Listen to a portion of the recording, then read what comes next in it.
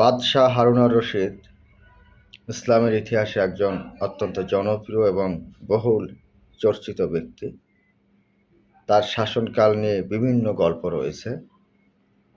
একবার ওনার প্রধান বিচারপতি অসুস্থ হয়ে পড়লেন।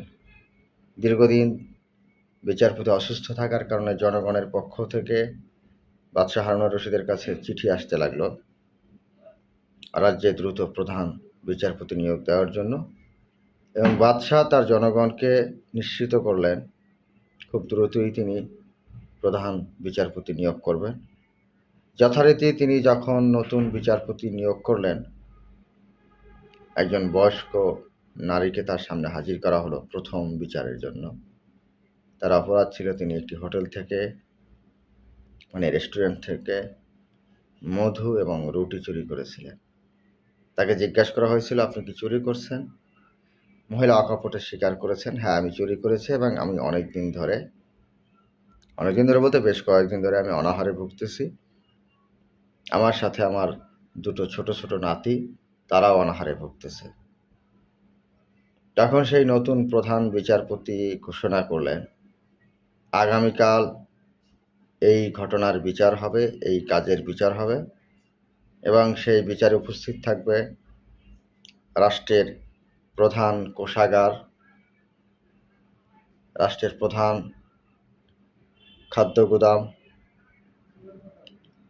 এভাবে কোষাগারের প্রধান, খাদ্য গুদামের প্রধান সহ রাষ্ট্রের অন্যান্য উচ্চপদস্থ কর্মকর্তাগণ, সমাজের গণ্যমান্য ব্যক্তিবর্গ।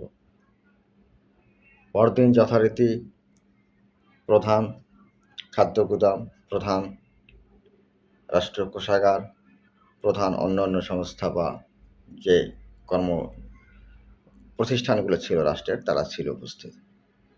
সবার সামনে মহিলাকে বিচার করা হলো 1 বছরের কারাদণ্ড, 50টি বেত্রাঘাত এবং 100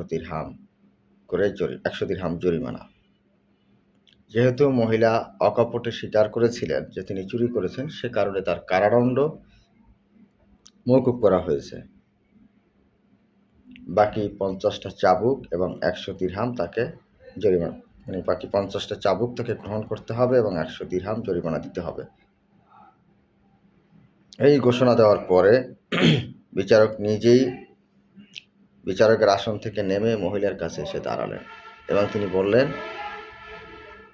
যে 50টি চাবুক এই মহিলাকে দিতে বলা হয়েছে, তার 20টি